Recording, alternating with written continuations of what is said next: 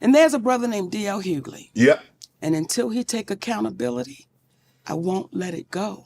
What? Because, right, see, when we say family is sacred, right, family is sacred. And we know that you don't cross the line when it comes to family. Correct. Right? Let's rewind to where it all began. Monique, the bold, no-nonsense queen of comedy, sitting across from Shannon Sharpe on his own podcast, calling him out in a way only she could. There she was, equal parts charming and cutting, delivering what now feels like a prophecy. She gave him a warning, wrapped in that signature Monique wit, urging him to stop chasing women barely old enough to rent a car and to find someone who could love him old. It was a moment that had everyone laughing, sure, but the truth behind those words hit like a brick wall. Because Monique, for all her humor, doesn't just talk to hear herself, she speaks with intent. And that day, her intent was clear. She saw a storm brewing and she tried to steer Shannon away from it. But did he listen? Absolutely not. And now, that storm has made landfall, and it's tearing everything apart. Plan, I said, tell me the joke in that, because I don't know what you're insinuating. Then you're involving people that have nothing to do with nothing. Fast forward to today, and Shannon's world is unraveling in ways no one could have imagined. What started as whispers about his questionable choices has exploded into a full-blown scandal, complete with lawsuits, leaked texts, and accusations that are so shocking they've left even his most loyal fans questioning everything they thought they knew about him. And let's be honest, Shannon isn't just any public figure. He's a Hall of Famer, a media personality, a guy who built a post-football empire on charm, charisma, and that larger-than-life persona. But as it turns out, even the most polished exteriors can hide some seriously messy interiors. And that the was about handcuffs, choking, putting on dog collars. Do you get those at Petco? At the heart of this chaos is Gabriella, the young woman who stepped into the spotlight with allegations that have sent shockwaves through the media. According to her, their relationship, which began when she was just 19 and Shannon was well into his 50s, wasn't the glamorous whirlwind it might have appeared to be. Instead, she paints a picture of manipulation, control, and a side of Shannon that no one ever saw on camera. The lawsuit she's filed is packed with claims that are as disturbing as they are detailed, including allegations of threats, recordings, and behavior that's left everyone asking the same question. How did it get this bad? His attorney offered that up publicly. To me, her turning it down shows that it's not a money grab. No, it shows that it's a bigger shakedown. But let's not forget the age gap here. That's a detail that's impossible to ignore. Gabriella was barely out of her teens when she says she met Shannon, a man old enough to be her father, and then some. It's the kind of age difference that raises eyebrows even without the added layer of scandal. And while their relationship might have been legal on paper, there's a reason people are side-eyeing the whole situation. Because let's be real, when you're a man in your 50s, dating someone who's still figuring out adulthood, it's not just about legality, it's about power dynamics, intentions, and the questions no one wants to ask out loud, but everyone's thinking. Regular routine was that Shannon then they would. Why was that relevant? And then there's the legal battle. Gabriella didn't just come forward with her story. She came armed with a lawsuit and a lawyer who's no stranger to high-profile cases. Tony Boothby, the man who's taken on some of the biggest names in the game, is representing her, and he's not holding back. From the moment this hit the headlines, Boothby has been on the offensive, accusing Shannon of everything from coercion to outright manipulation. And Gabriella? She's not just throwing out accusations, she's got receipts. Or at least, that's what her legal team claims. From text messages to audio recordings, the evidence they say they have is enough to make even the most skeptical observer take notice. But Shannon's not taking this lying down. Oh no, he's fighting back with everything he's got. His legal team has come out swinging, calling the whole thing a shakedown and releasing their own set of messages that they claim prove the relationship was consensual. And these texts? Let's just say they're graphic, explicit, and not exactly the kind of thing anyone wants aired out in public. But the real kicker? Shannon's team says these messages show that Gabriella was just as involved, just as complicit, and just as willing as he was. It's a bold move, but one that's left a lot of people wondering, if this was all above board, why does it feel so messy? Shannon Sharpe says he's temporarily stepping away from ESPN in the wake of a $50 million lawsuit accusing him of rape. A woman filed suit against Sharpe on Sunday, accusing him of raping her twice. And then there's the audio. Yes, the audio. Boosby dropped a bombshell clip that allegedly captures Shannon making some seriously unsettling comments to Gabriella. In the recording, you hear a tone that's anything but playful, a tone that's aggressive, domineering, and, frankly, scary. Busby's team says this clip is proof of everything Gabriella's been claiming, while Shannon's lawyers are calling it a manipulation, an out-of-context snippet designed to paint him in the worst possible light. But here's the thing, once that audio is out there, it's out there, and no amount of damage control can undo the impact of hearing those words, those threats, those chilling moments that make you question everything. And when you have people that continually don't take accountability, that's why you see us in the state of affairs we're in. And let's not forget the financial angle here. Gabriella's lawsuit is asking for an astronomical sum, a number that's as shocking as the allegations themselves, $50 million. That's what she says Shannon owes her for the pain, the suffering, and everything else she's endured. And while Shannon's team is calling it a blatant cash grab, there's no denying that the stakes are higher than ever. Because for Shannon, this isn't just about money, it's about his career, his reputation, and everything he's built over the years. And for Gabriella, it's about being heard, believed, and ultimately vindicated. On Easter Sunday, a lawsuit was filed in state court in Nevada against Hall of Fame tight end Shannon Sharpe because he has become such a massive media star, especially in the past few years. The lawsuit is going to attract. But here's where it gets even messier.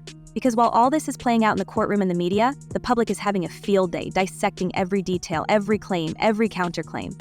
Social media is ablaze with opinions, theories, and hot takes, with some people rallying behind Shannon and others firmly in Gabriella's corner.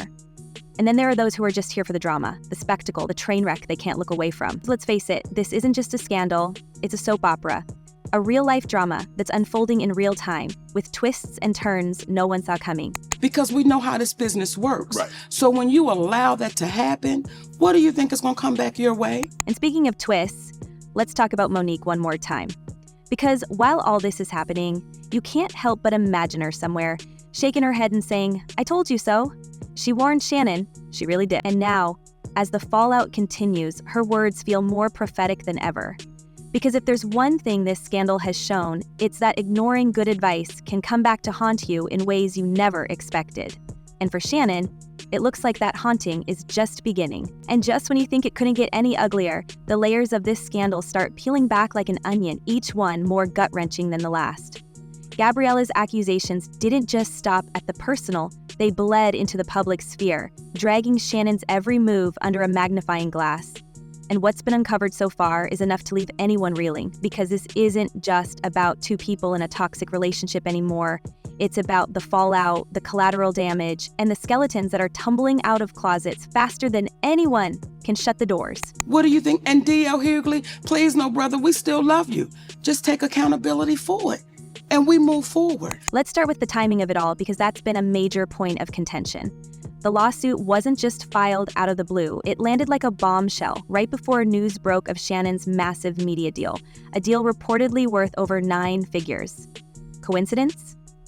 That's what Shannon's team would like everyone to believe, but Gabriella's camp has a different story. They claim the timing wasn't strategic, it was survival. According to her legal team, she'd already spent months trying to seek justice quietly, only to be met with silence, dismissal, and allegedly threats. When the whispers of Shannon's lucrative contract started circulating, Gabriella's team decided to go public, insisting that the lawsuit wasn't about money, but about accountability. Yet the optics are hard to ignore. Was this a desperate cry for justice, or did someone see an opportunity and seize it? Either way, the narrative is as murky as it is explosive. It's a claim against someone alleging that some rights were violated, and in most cases, what's sought is compensation in the form of damages to make up for whatever it is the person did. And there are all sorts of civil lawsuits, car accidents, defamation. We hear about that a lot because people get sued about things that are said about them in media.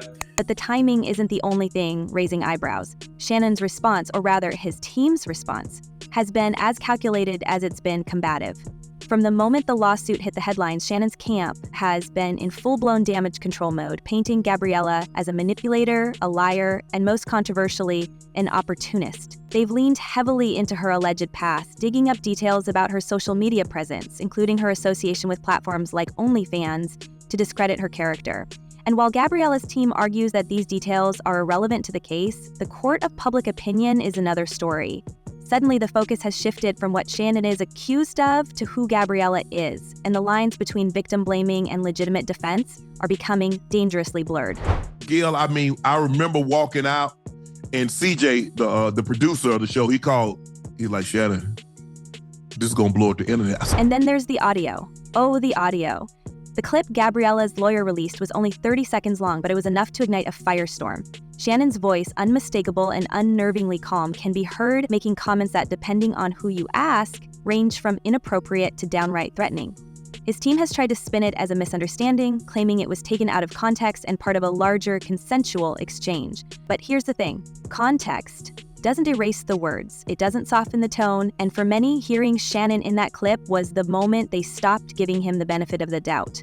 Because no matter how you slice it, there's something chilling about hearing a man with that much power and influence speaking in a way that feels, well, predatory. Like the Deshaun Watson cases where there were 20 plus plaintiffs and they weren't really sure who the people were who were making the claims. In this case, Shannon Sharpe knows exactly who it is because there had been, and it's clear from the statement issued by his lawyer, Lanny Davis, there had been some pre-litigation efforts to try to resolve this. But Gabriella's side isn't without its own controversies. The text messages Shannon's team released paint a picture that's far from one-sided. They're explicit, yes, but they're also deeply revealing, showing a dynamic that's as complicated as it is contentious.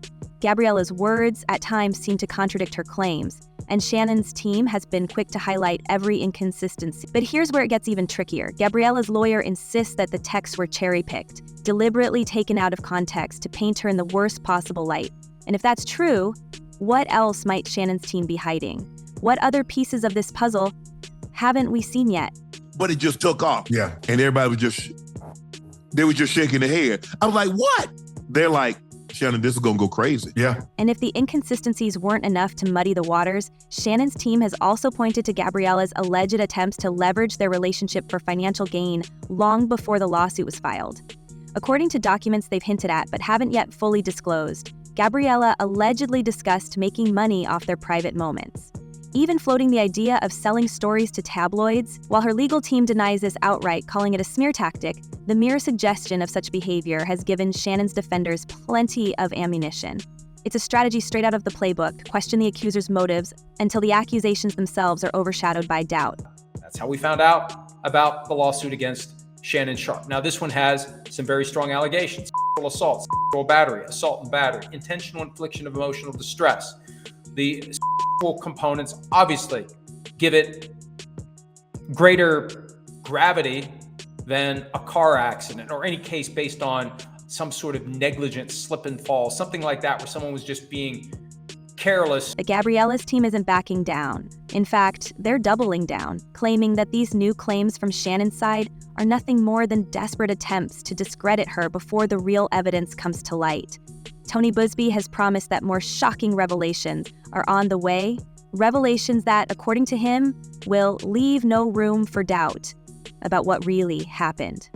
The tension between the two camps is palpable, each one escalating the stakes, each one determined to control the narrative. And for the public watching this spectacle unfold, the question becomes, who's telling the truth?